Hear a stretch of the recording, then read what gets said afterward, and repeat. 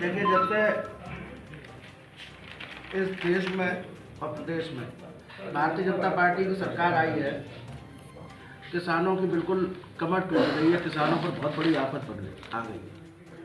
आप ध्यान दें कि जब से भारतीय जनता पार्टी की सरकार आई है, खाद के दाम बुरी तरह से बढ़े, बिजली बहुत महंगी हुई, डीजल दुगना हो गया, बीज भी महंगा हो गया और खाद तो न सिर्फ महंगी हुई बल्कि 50 किलो की बोरी 45 किलो की कर दी गई। अभी आपने देखा होगा कि धान कटने के बाद पराली जलाने के नाम पर किसानों का बड़े तौर पर उत्पीड़न किया गया इस भारतीय जनता पार्टी की सरकार में। एक किसान से 5-5, 10-10 हज़ार रुपया जुर्माना वसूला गया और उसके बाद रही बची खुची कसर, ये कृषि बिल लाकर किसानों की बिल्कुल ही कमर तोड़ दी गई। ये कृषि बिल किसानों के लिए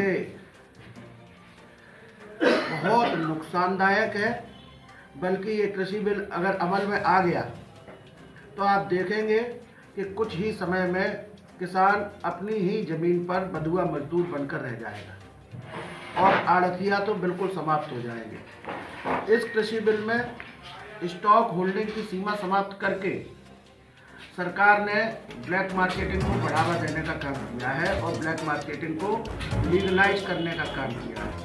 जब स्टॉक होल्डिंग की सीमा समाप्त हो जाएगी तो बड़े बड़े उद्योगपति, जो 2-3 उद्योगपतियों का नाम हम और आप सुनते रहते हैं, वही लोग इस पूरे एग्रीकल्चर सेक्टर पे एक तरफा कब्जा करेंगे।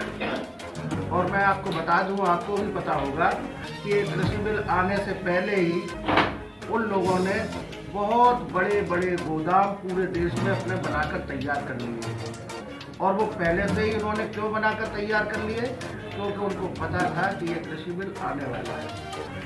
इसका दुष्परिणाम ये होगा कि जब किसान की फसल आएगी तो ये लोग उसको कम दामों में खरीद के उसके बाद पूरा सारा मार्केट अपने पास स्टॉक कर लेंगे और उसके कुछ समय बाद इसको अपनी मनमानी कीमतों पर बेचेंगे।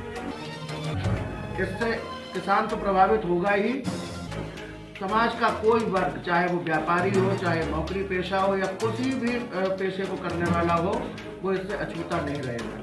क्योंकि हम हो, आप हो, कोई भी हो, हर व्यक्ति रोटी खाता है, रोटी खाएगा, वो इस बिल से परेशान हो जाएगा। पार्टी क्या करने जा रही है? इसलिए किसानों का कल का जो आंदोलन है और जो किसान आंदोलन चल रहा है, समाजवादी पार्टी ने उसको समर्थन दिया है और कल 10 बजे समाजवादी पार्टी कार्यालय पर सभी लोग इकट्ठे होंगे। इसके बाद हम लोग कचहरी पर जाकर इस आंदोलन के समर्थन में धरना देंगे।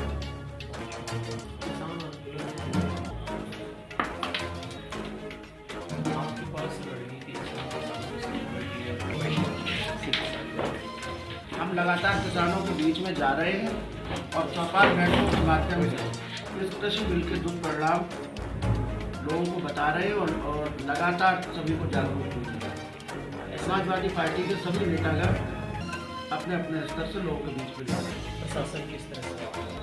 देखिए, आपने देखा कि पिछली 7 तारीख को और 8 तारीख को लगातार दोनों दिन, क्योंकि हमारा कार्यक्रम शांतिपूर्ण था।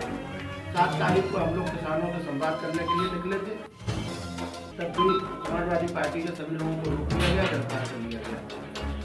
8 तारीख को किसानों ने भारत बंद का ऐलान किया था। इसी भारत बंद के समर्थन में हम लोग बाजार में निकले तो व्यापारी भाइयों से अनुरोध किया था कि आप लोग आज अपना प्रतिष्ठान बंद रखें और सभी व्यापारी भाइयों ने अपनी इच्छा से अपने प्रतिष्ठान बंद नहीं रखे।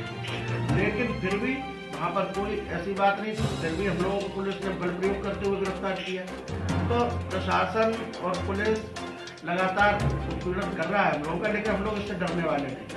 हम जहाँ अन्नदाता की बात आएगी, चाहे कुछ भी करना पड़े, हम लोग अन्नदाता के साथ खड़े और अन्याय नहीं होगा।